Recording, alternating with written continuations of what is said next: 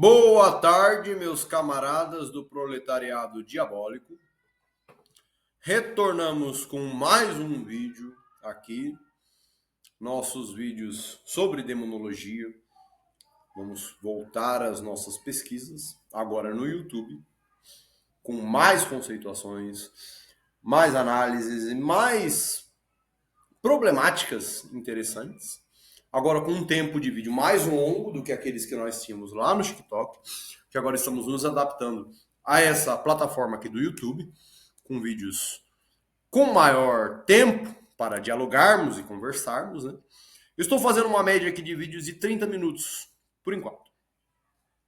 30 e poucos minutos, por enquanto. Para eu também não me estender demais até o ponto de eu me cansar.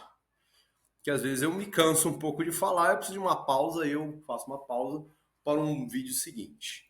Que 30 minutos eu acho um tempo razoável assim, para um vídeo de conceituação em relação às nossas problemáticas aqui.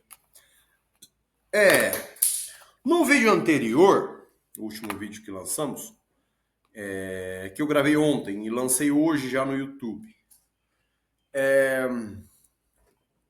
enfim, nós falamos introdutoriamente da questão de demonologia problemática e demonologia arquetípica, que são, em suma, esses dois termos específicos em nossa pesquisa. Nós, aqui na pesquisa que estamos desenvolvendo, separamos dois tipos de demonologia por uma análise filosófica, em suma, e específica, né? Todo o conteúdo de demonologia que analisamos aqui é por um ponto de vista filosófico da coisa, da questão. Em suma, só um minuto. Perdão a breve pausa, gente. Tive que resolver uns problemas aqui em casa, mas já está resolvido.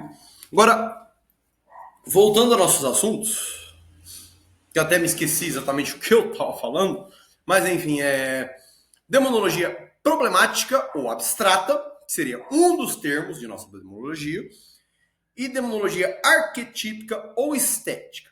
Nós, em nossa pesquisa, desenvolvemos, nossa pesquisa aqui, separamos dois tipos de demonologia.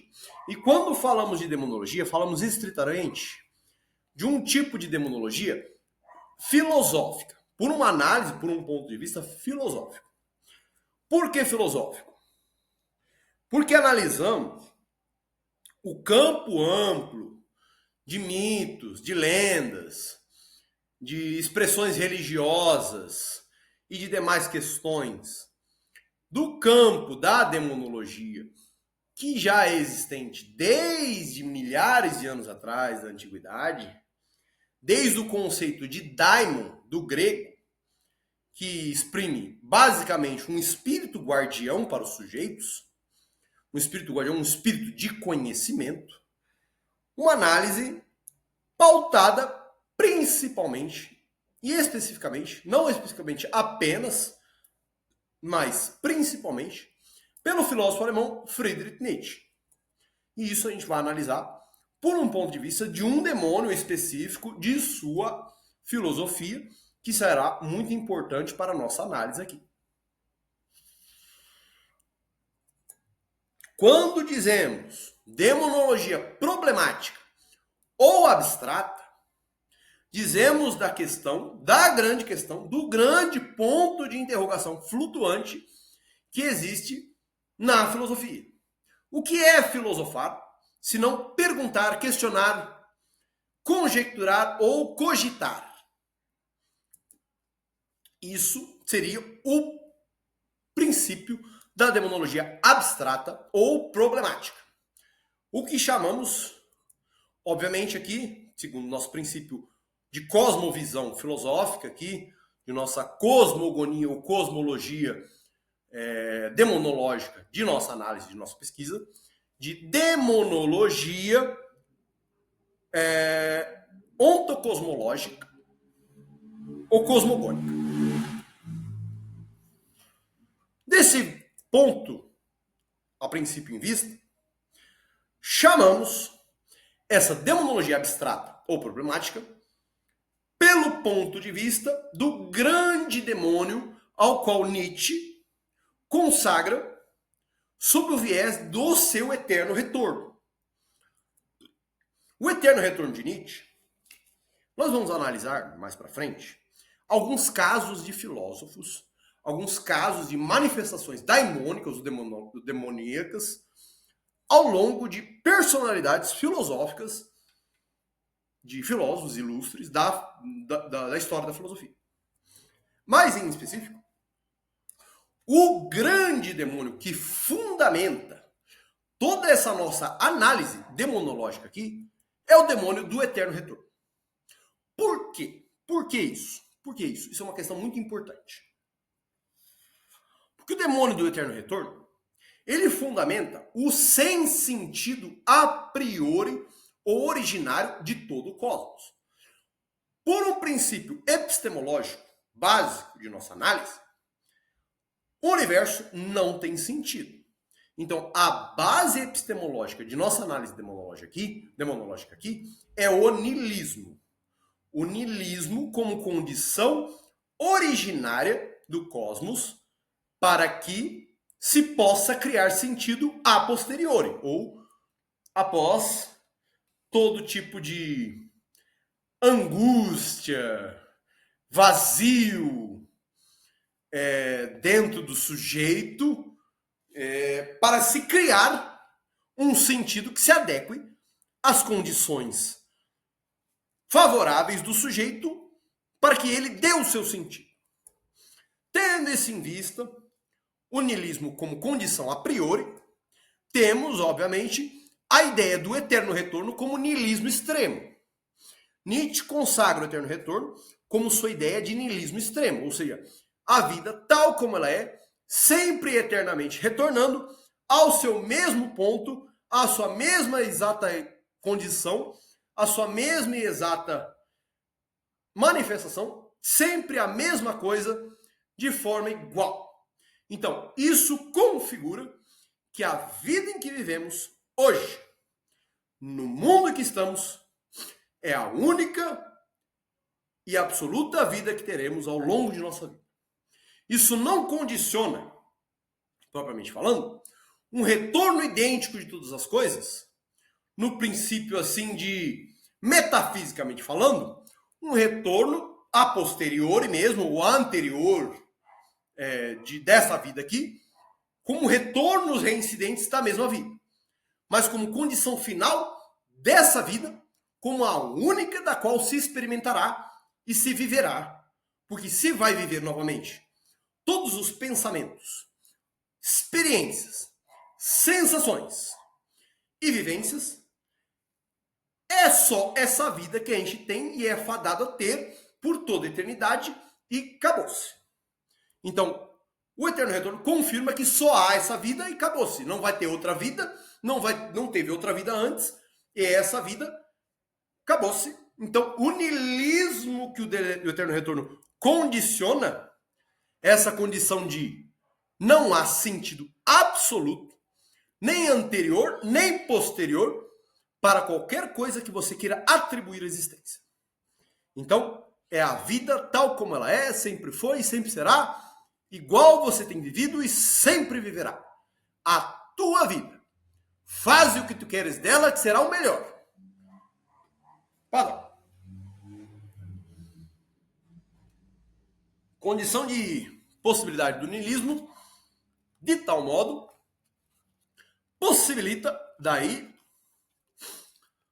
uma abertura estética para a demonologia arquetípica. Se a demonologia problemática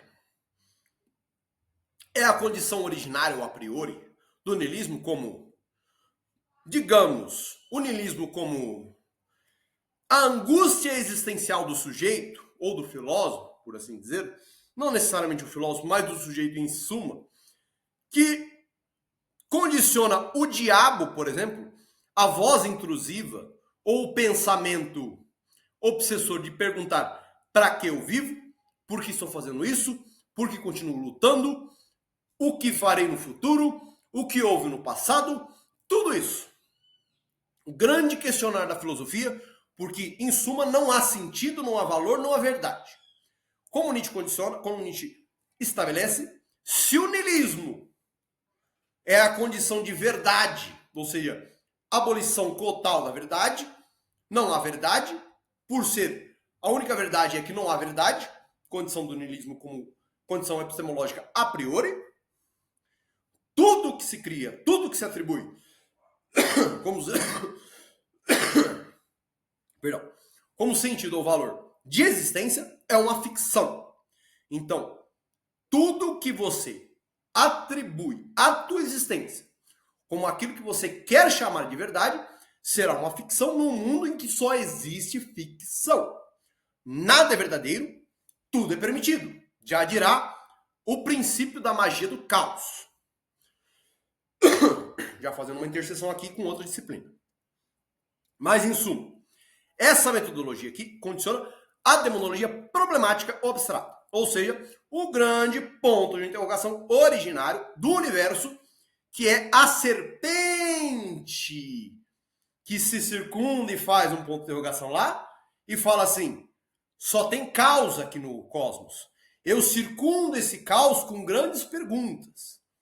Nas mitologias originárias, toda a grande mitologia, a maioria das grandes mitologias originárias, existia, obviamente, pelo princípio, assim, por uma pesquisa de Mircea Eliade, pesquisador da religião, filósofo da religião,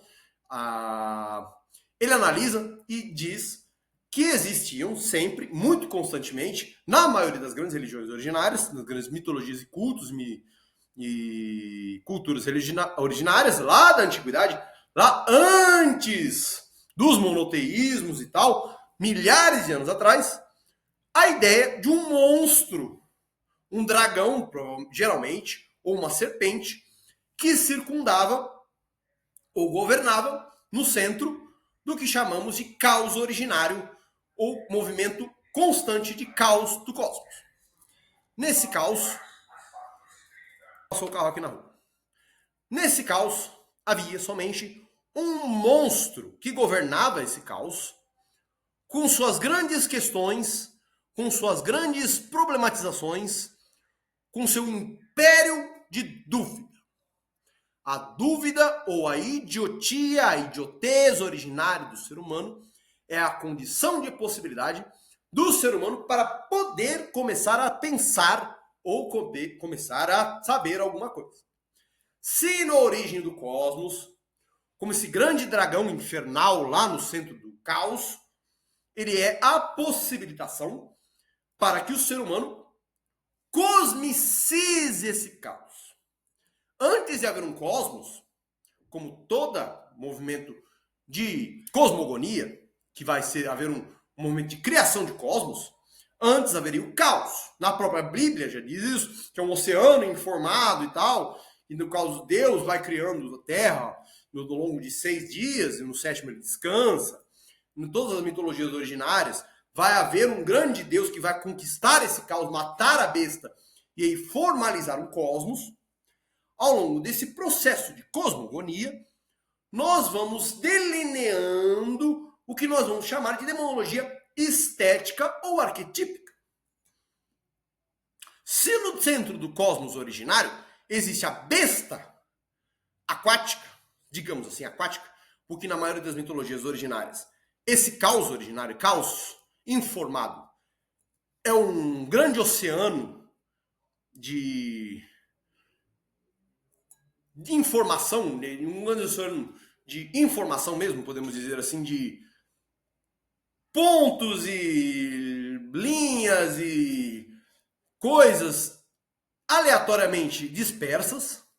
No caso, esse oceano não é um nada. O caos originário não é nada. Não podemos dizer que o caos originário se chame o nada. Porque o nada, como origem do universo, não é desprovido de conteúdo. Ele é desprovido de organização. O nada, em suma, não é desprovido de conteúdo ou de substância. Ele é desprovido de organização. De tal modo, para se cosmicizar esse caos, Surge daí, desse o movimento conflituoso e caótico de partes dispersas, uma forma luminosa, uma forma que se destaca, que é um Deus herói. Um Deus herói que vai se destacar e que vai ter o trabalho de cosmicizar esse caos. Seu trabalho nada mais será do que formar um território, do que dar uma forma, dar contornos, ligar pontos e linhas até estabelecer um território e dar um cosmos a esse caos original.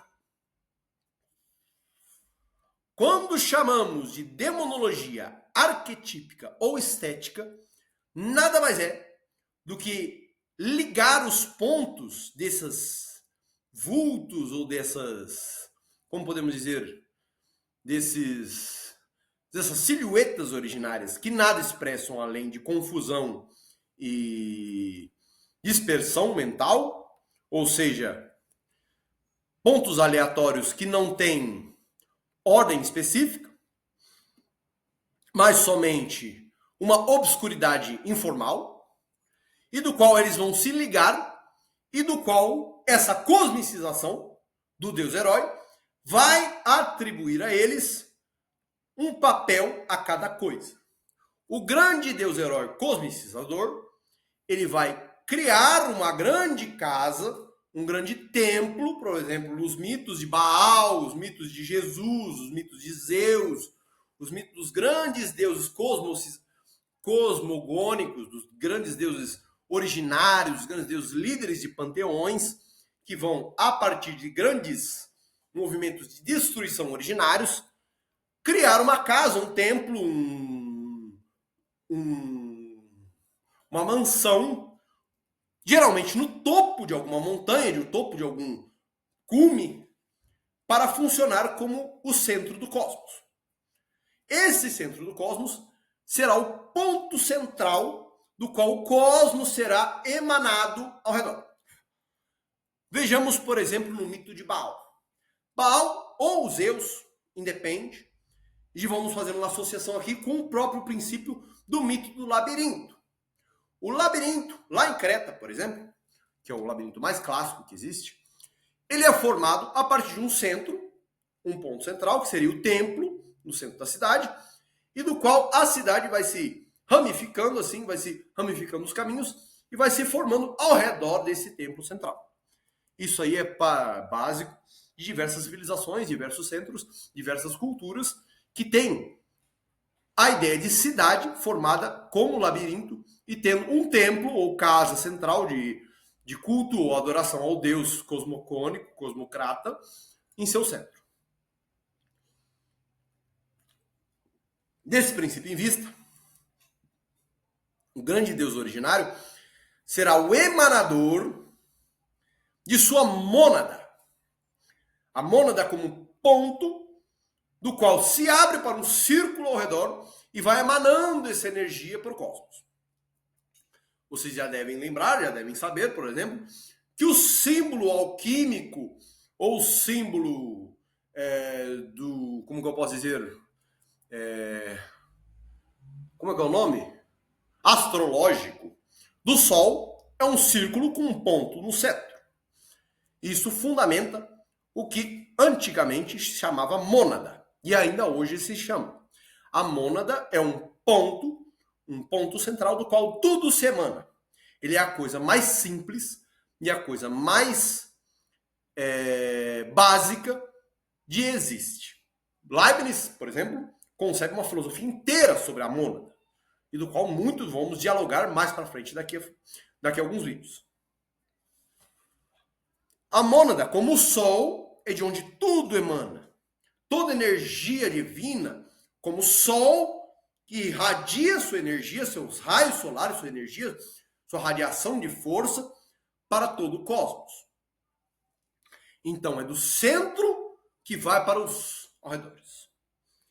Essa cosmicização precisa de um templo no centro de tudo, do qual vai emanar um labirinto ao redor, e qual vai formar a cidade cósmica do grande universo como território onde tudo existirá. Obviamente, o que se ausenta desse território cosmicizado até então, porque não é possível, independente do que seja, do poder do grande Deus territorializador, herói, cosmicizador, ele não consegue cosmicizar nem territorializar todo o universo. Ele vai cosmicizar, territorializar o seu espaço, o seu território e a sua região, como, obviamente, todo Deus faz, com uma entidade territorial, uma entidade, como qualquer entidade, que cada entidade, cada Deus vai ter o seu próprio território. Deuses, entidades, demônios, entidade, qualquer coisa que seja nesse sentido específico, são seres territoriais. Eles disputam territórios entre si. E seus mitos são as expressões de seus territórios. Quanto mais influência um Deus tem, mais o seu território se expande. Quanto menos influência ou mais esquecido ele é, menos seu território tem poder e menos espaço tem seu território. Então ele vai ter um decaimento do poder de seu território e aí ele vai ser dominado, obviamente, numa guerra constante de vontades de poder com outros deuses. A vontade de poder nada mais depende do sujeito que crê nele com fé e vontade de estabelecer esse princípio cósmico da fé ou da vontade de crer como ficção básica desse Deus como sua verdade estética de que é aquilo.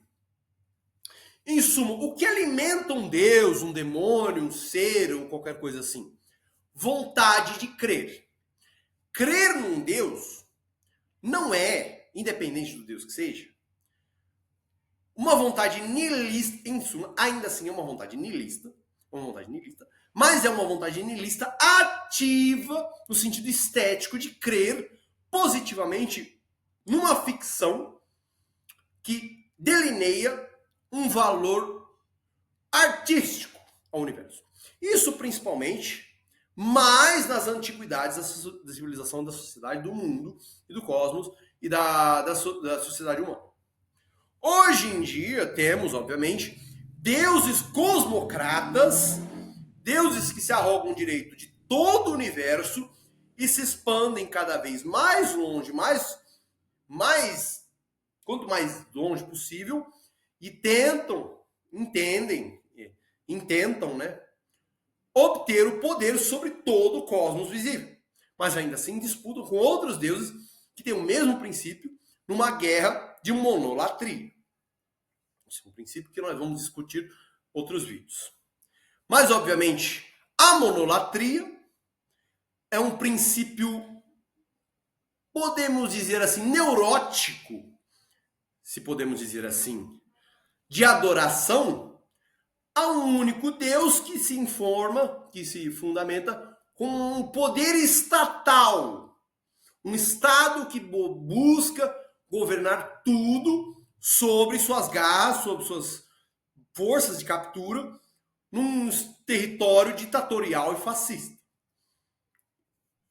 Não obstante, os deuses de outrora, eles não se arrogavam esse direito.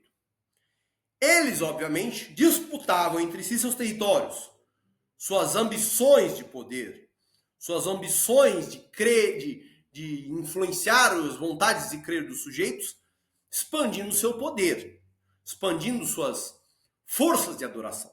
Mas, ainda assim, eles não se arrogavam nem buscavam a monolatria ou a força de serem únicos. Independente se eram adorados alguns deuses, por exemplo, como cosmocratas centrais de panteões, eles ainda assim abriam espaço para deuses menores ao redor e abriram espaço para adorações desses deuses menores. Hoje em dia isso se perverte, hoje em dia isso se converte no que chamamos de monolatria ou monoteísmo, em que os deuses que temos hoje em dia buscam ser únicos e o que é chamado de deuses menores ou deuses periféricos são demonizados ou transformados em entidades negativas, segundo o ponto de vista desse Deus estatal e absoluto. Podemos chamar isso, por um princípio político da coisa, de entidades excluídas, entidades perseguidas, entidades periféricas, tal como os imigrantes, os negros, os homossexuais, as mulheres, etc. Mas um Deus que vem de um território exterior, geralmente é recusado no território de um Deus outro. Mas o que ocorre? Todo Deus que vem de fora invade um território com sua insinuação de dúvida, com sua insinuação de questionar. Que todo Deus exterior, ele é malicioso. Ele é malicioso. Todo Deus de um território exterior, ele vai trazer consigo um princípio assim de por que os valores desse estado aqui, desse estado aqui que eu estou seguindo, de um Deus absoluto que está regendo esse território com mão de ferro, deve ser seguido ao pé da letra e até o fim. Os deuses estrangeiros são os principais deuses que pervertem a ordem do dia e que convertem por malícia e por insinuação ou por, podemos dizer assim, aliciamento. Vejamos, por exemplo, os gregos já, Dioniso, por exemplo, que invade a polis grega e perverte diversas pessoas, principalmente as mulheres, em questões de serem seguidoras ou seguidores do Deus para um tipo de ordem moral completamente diferente da ordem do dia ou da ordem da polis. Os deuses externos são, como podemos dizer, infecções num organismo já doente.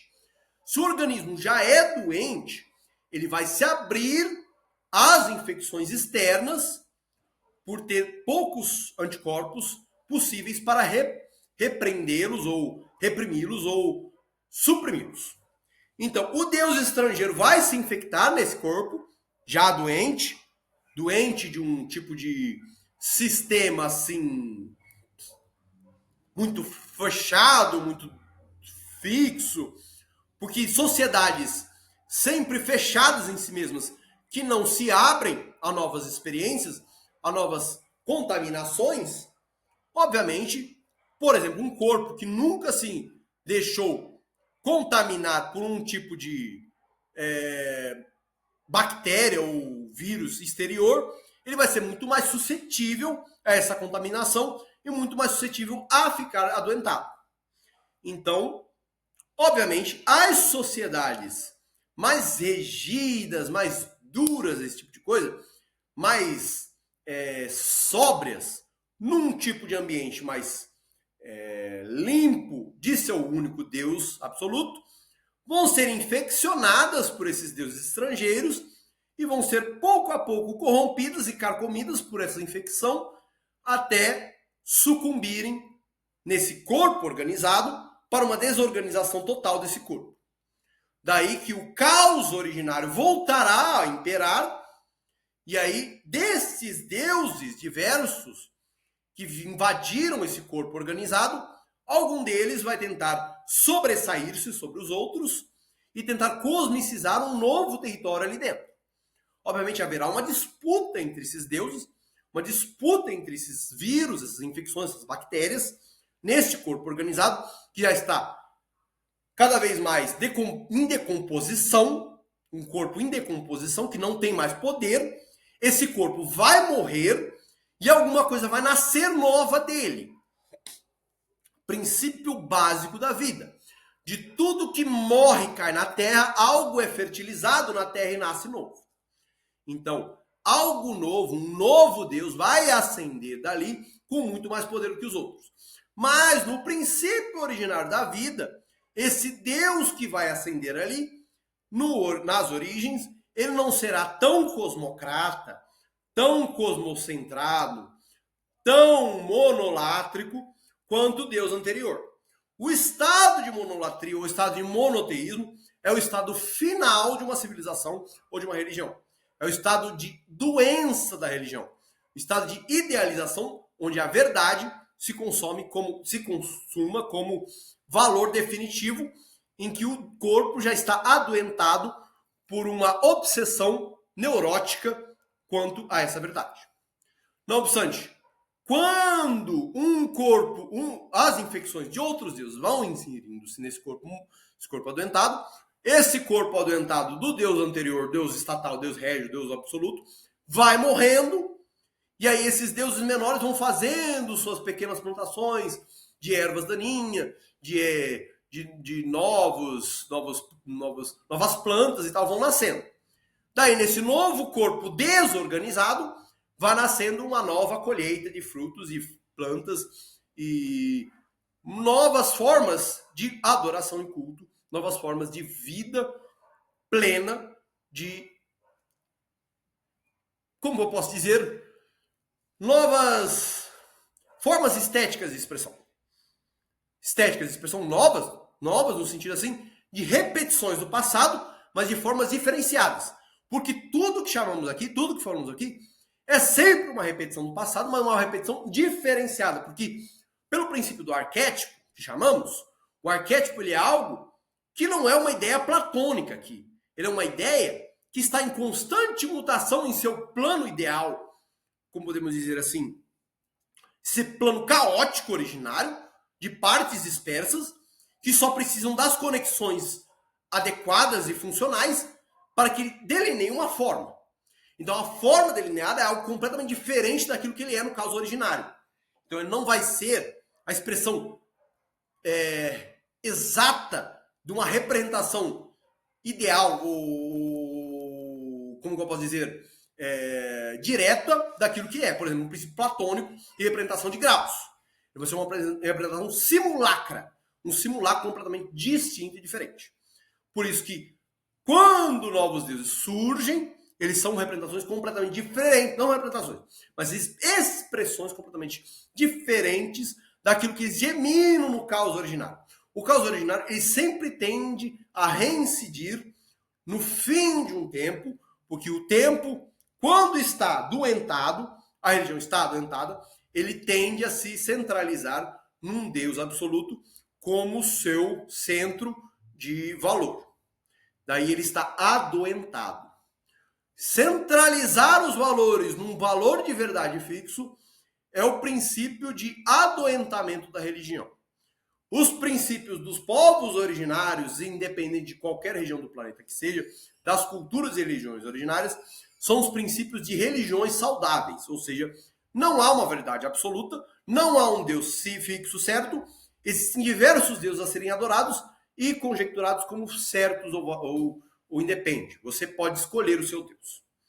Daí que esse apodrecimento desse corpo régio estatal, por exemplo, o princípio da morte de Deus em Nietzsche, vai abrir o que chamamos de as portas do inferno, lá, né? Porque Deus trancou com chave de ferro, chave absoluta, lá o inferno, com todos os deuses anteriores a ele, lá no quinto dos infernos, todos os outros deuses, mas com a morte de Deus, o inferno se abre.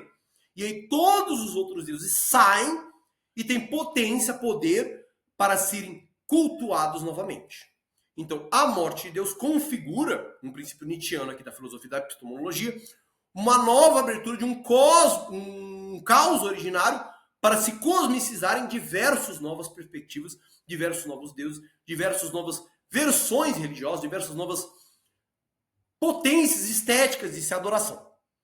Bom, em suma é isso, o princípio cosmogônico, cosmológico de formação de deuses, de nossa pesquisa, os dois campos, demonologia problemática ou abstrata, demonologia arquetípica ou estética, funcionam nesse momento, nesse modo, nessa perspectiva, nesse movimento. Aqui nós centralizamos a filosofia em Nietzsche. O processo ontológico e cosmológico nós baseamos muito, muito profundamente em Gilles Deleuze, e também o processo histórico, arqueológico e mítico em Mircea Eliade. Basicamente é isso. Depois a gente volta com outro vídeo. Espero que vocês tenham gostado, entendido. Qualquer dúvida, mandem mensagens aqui nos comentários. E peço encarecidamente que curtam, comentem e compartilhem. Muito obrigado, gente.